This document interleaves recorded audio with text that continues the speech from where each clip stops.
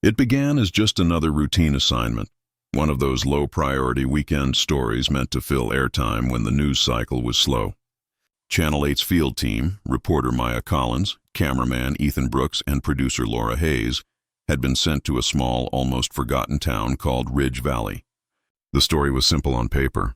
A farmer claimed he had found human remains near an abandoned property on the edge of town. The plan was to capture a few sound bites, film some shots of the field, and head back before dark. None of them imagined the story would become the last one they'd ever cover. The drive into Ridge Valley was quiet. Rows of cornfields stretched endlessly on both sides, and the air had that faint metallic scent that comes after a storm. Maya sat in the front seat scrolling through her notes while Ethan filmed snippets of the road for B-roll footage.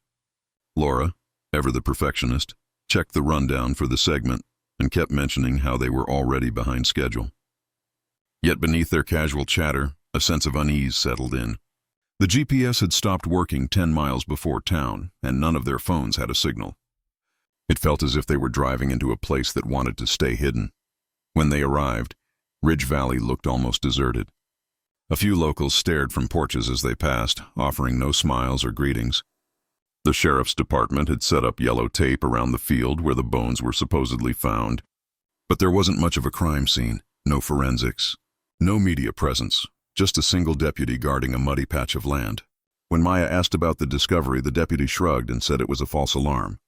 Animal bones, most likely, but something didn't add up. The deputy's uniform looked clean, almost new, and he avoided eye contact whenever Maya asked questions.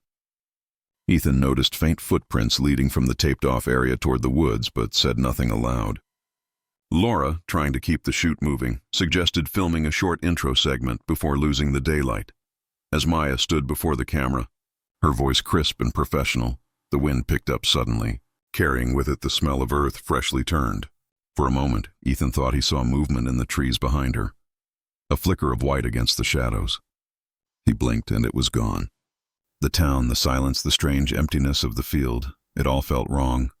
Still, they pressed on, unaware that by choosing to stay the night and dig a little deeper, they had just stepped into the story they thought they were covering. Back at the Ridge Valley Motel, the crew settled in for the night, though none of them could shake the odd tension that had followed them from the field. The motel itself seemed frozen in time, faded floral wallpaper, buzzing lights, and carpets that smelled faintly of mildew. Outside, the wind moved through the trees with a low, constant hum, like a whisper that never quite stopped.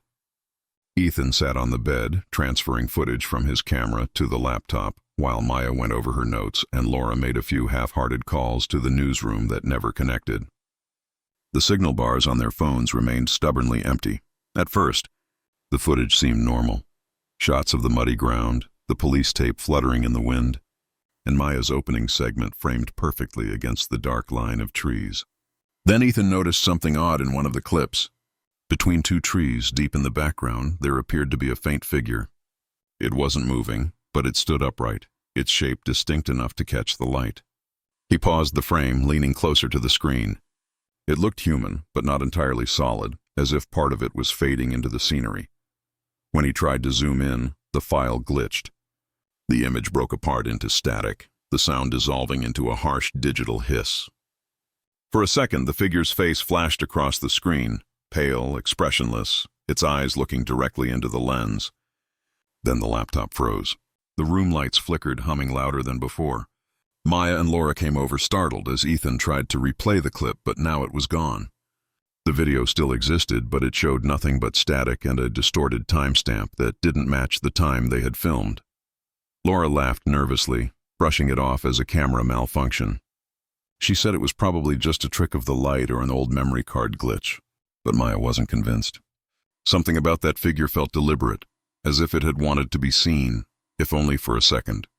She noted the coordinates from the footage and suggested they return in the morning to get better daylight shots. That night, none of them slept well. Every few hours, Ethan swore he heard footsteps outside their door. Maya dreamt of the field again, only this time it wasn't empty. The ground was shifting, breathing almost. When morning came, the air felt heavier than before. The police had cleared out overnight, and when the team returned to the site, they found the field freshly disturbed, as if someone had been digging again. The morning sun hung low over Ridge Valley, its light thin and cold, as if even the daylight didn't want to linger there. After discovering that the field had been disturbed again, Maya insisted on finding the farmer who had reported the remains. His name was George Willis, a lifelong resident of the area. Locals mentioned he lived at the far edge of town, down a long, unpaved road surrounded by dying farmland. With no police presence left at the site and too many unanswered questions, the team decided to drive out and find him. The road leading to George's property felt endless. The fields were gray and lifeless, dotted with broken fences and rotting machinery. The closer they got, the quieter everything became. No birds, no wind, not even the sound of insects. When the farmhouse finally came into view, it looked as if it hadn't been lived in for years. The porch sagged, the windows were smeared with dust, and the door hung open just slightly, moving back and forth with a dry creak. They called out but got no answer. Inside, the air was stale, heavy with the scent of decay. Furniture was covered in sheets, and everything was coated in a thick layer of dust. On one wall hung a single framed photograph, a family portrait, but every face in it had been scratched out with deep, deliberate gouges. Maya began filming, narrating quietly as Ethan captured wide shots of the interior.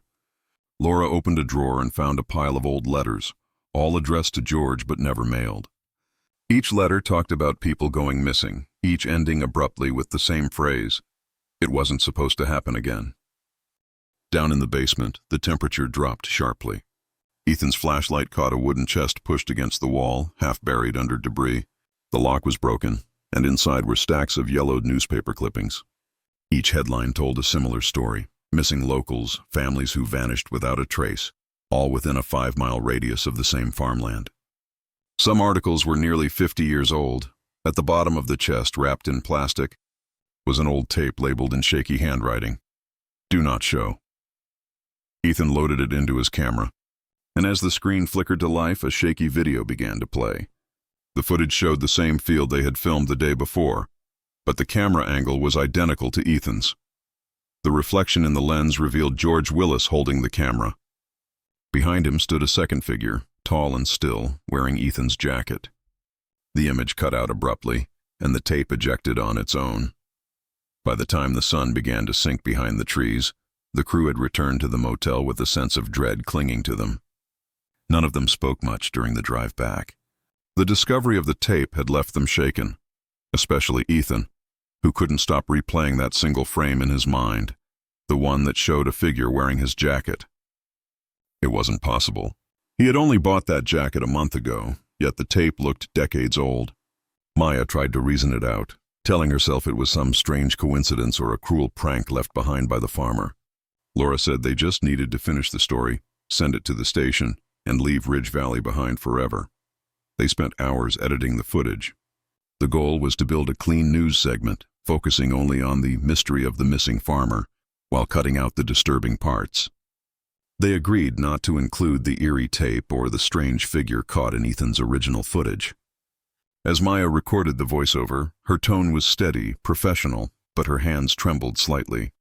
Something about the story felt unfinished, as if the more they tried to explain it, the deeper they were sinking into it. When the segment was ready, Laura uploaded it through the motel's slow connection, sending it directly to Channel 8 for the evening broadcast. Then they waited. The air in the room grew heavier as the night deepened.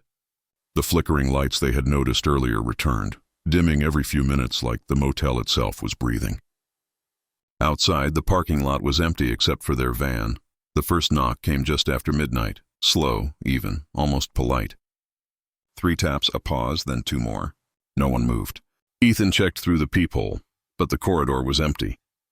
10 minutes later, the knocking started again, this time from the window. Maya pulled back the curtain and froze.